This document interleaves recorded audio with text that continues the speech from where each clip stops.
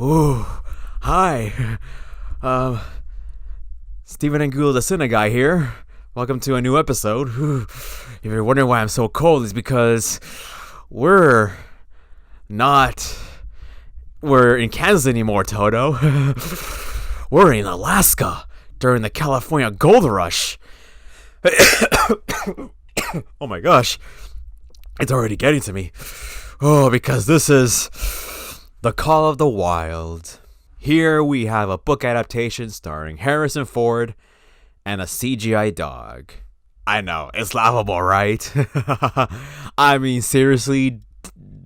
Apparently now it's Disney. Oh my gosh, you couldn't have hired a real dog? Are they like not in the market these days? Wow. What is up with that?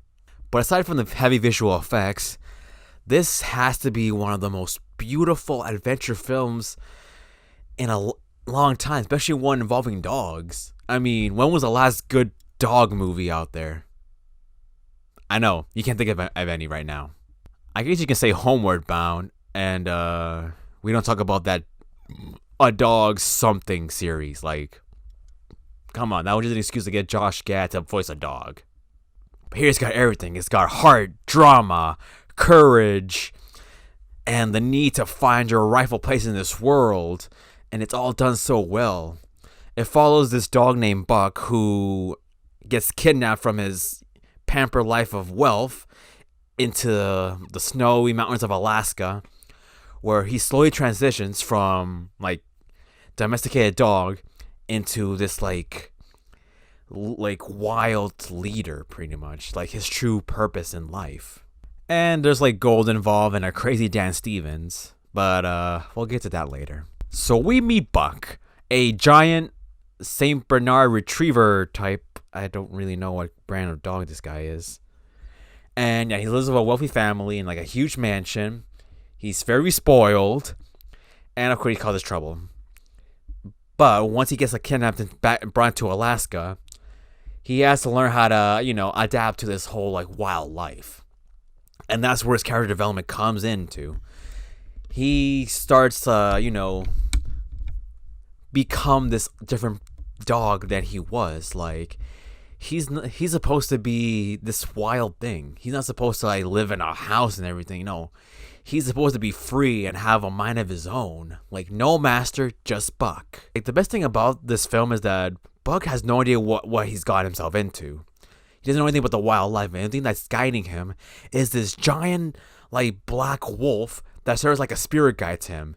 It's the thing that guides him into, like, searching the right path or taking this correct turn. Or pretty much, becoming the alpha male, the alpha dog. It's like, I guess that's what Buck's true calling was right there. It was his purpose on, like, becoming something new.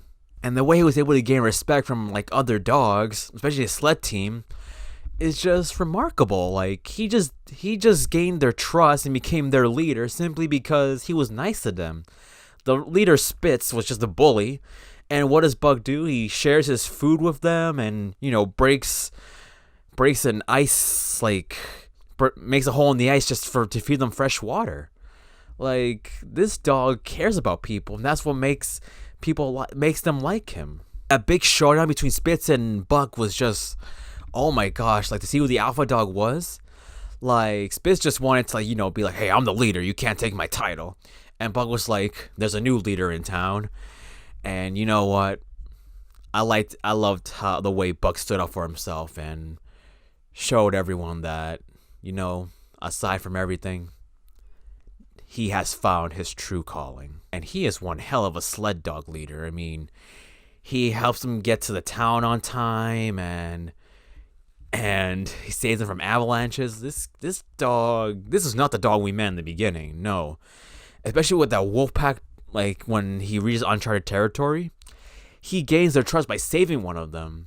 Like, it's all about Buck putting others before himself. That he, that's how he gains his like true title as a leader. He treats people not as like below him, but as equals. I mean, it's the perfect character development for any dog in movie history since, I don't really know. I mean, dogs in movies have always been like side characters and are just there because people love dogs. I mean, even freaking Scooby-Doo was the side character, felt more like the side character in his own movie. Oh my gosh.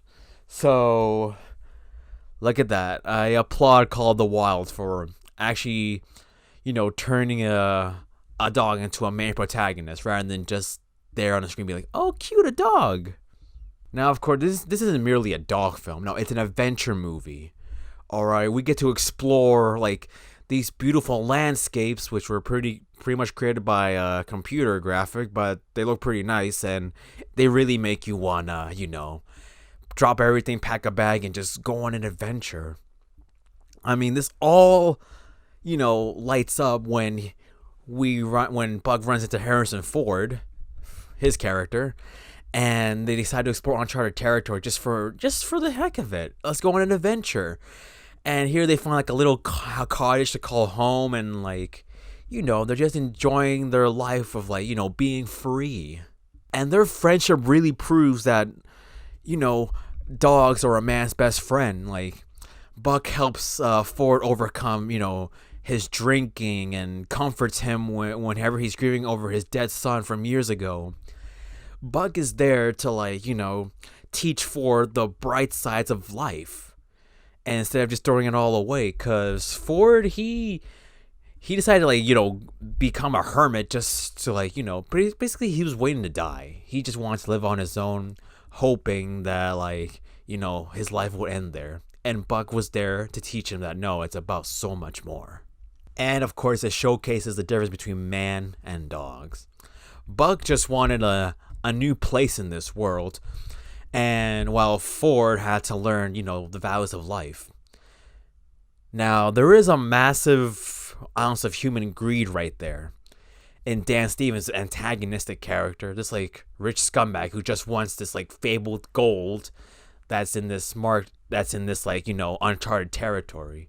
Because it was during the gold rush and people just wanted to get a get rich quick scheme. That's all they wanted. Stevens is desperate to even kill Buck and Ford just for this goal that's technically a myth.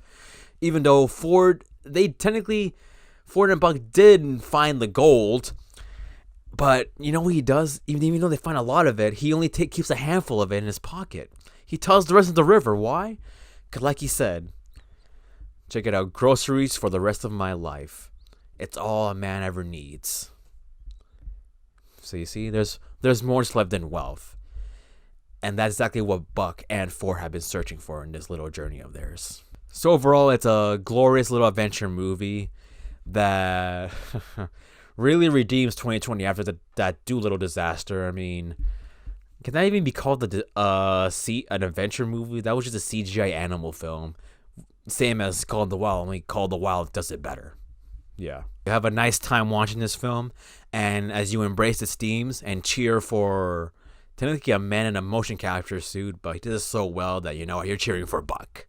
There we go. So I'm gonna have to give this 8.8 black wolves out of 10 pieces of gold. Alright guys, thank you so much for tuning in. Leave a like if you enjoyed this episode, subscribe and join the crew. Also follow the Instagram page at CineGuy Steven for more fun reviews. Well, until next time, this is Steven Angulo signing off. That's a wrap. And it's actually really hot right now. I'm taking the hat off. Oh my gosh.